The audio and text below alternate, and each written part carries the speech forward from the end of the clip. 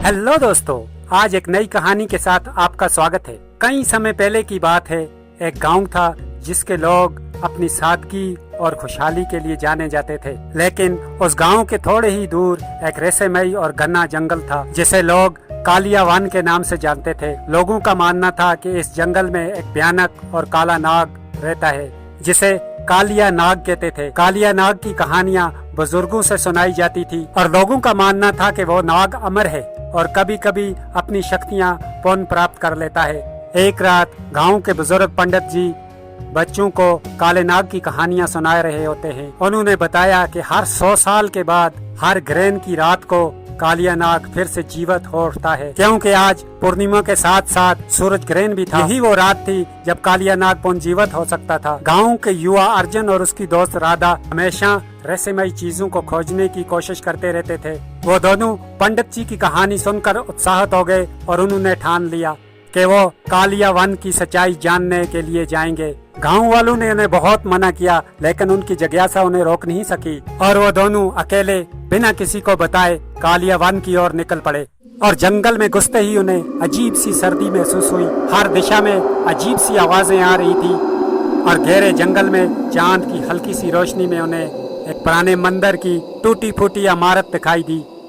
और अर्जुन और राधा ने मंदिर की ओर कदम बढ़ाए और उस पुराने मंदिर की दीवारों पर नाग देवता की मूर्तियां और मंत्र लिखे हुए थे और जिनमें नाग देवता की पुनर्जन्म की भविष्यवाणी लिखी हुई थी।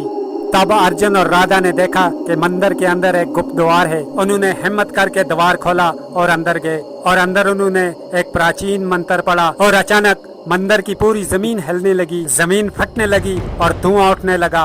तभी उन्होंने देखा कि एक बहुत बड़ा सांप मूर्ति से निकल रहा है और यही कालिया नाग है जो आस्ता आस्ता जीवित हो रहा था। कालिया नाग की आंखें खून की तरह लाल थी और वो इन दोनों को घूर रहा था और अपनी जहरीली फुंकार से माहौल को और भी ज्यादा डरावना बना रहा था। अर्जुन और राधा ने समझ लिया कि उन्हें इस जगह से भागना चाहिए, लेकिन कालिया नाग ने अपनी पूंछ से दीवार को बंद कर दिया। अब उनके पास बचने का कोई रास्ता नहीं था और तब अर्जुन ने हिम्मत करके उस मंत्र को दोहराना शुरू कर दिया जो उसने मंदिर की दीवारों पर मिला था। और जब कालिया नाग ने उन पर हमला करने की कोशिश की तो मंत्र के प्रभाव से वो पीछे हट गया, लेकिन वो बहुत ज्यादा शक्ति में था। उसने अर्जुन को घायल कर दिया। तब राधा ने अर्जुन को उठाया और वो दोनों वहाँ से भागने की कोशिश करने लगे, लेकिन नाग ने उनका पीछा करना शुरू कर दिया। जैसे ही वो मंदिर के बाहर पहुँचे और अर्जुन ने आखिरी मंत्र पढ़ा, तभी कालिया नाग की शक्तियाँ आस्ता आस्ता कम होने लगी और उसकी आंखें बंद हो गई और वो जमीन पर गिर पड़ा और मंत्र की शक्ति ने उसे फिर से मूर्ति में तब्दील कर दिया। ये देखकर अर्जुन और राधा ने चैन की सांस ली और उन्होंने समझ लिया कि कालिया नाग को फिर से जीवित नहीं होने दिया जा सकता और अगर वो जीवित हो गया तो उसके जहर से पूरा गांव नष्ट हो सकता है। अर्जुन और राधा सुरक्षित घर लौट आए और उन्होंने गांव वालों को अपनी आप बीती सुनाई। ये सब सुनकर गांव वाले डर गए, लेकिन उन्होंने अर्जुन और राधा की बहादुरी की तारीफ की और पंडित जी ने बताया कि कालिया नाग की शक्ति को हमेशा के लिए खत्म करना संभव नहीं है, लेकिन उसे जागने से रोकने के लिए गांव के लोग हर ग्रहण के दिन उस मंदिर में जाकर प्रार्थना करेंगे और सुरक्षा के लिए पूजा करेंगे। और इस घटना के बाद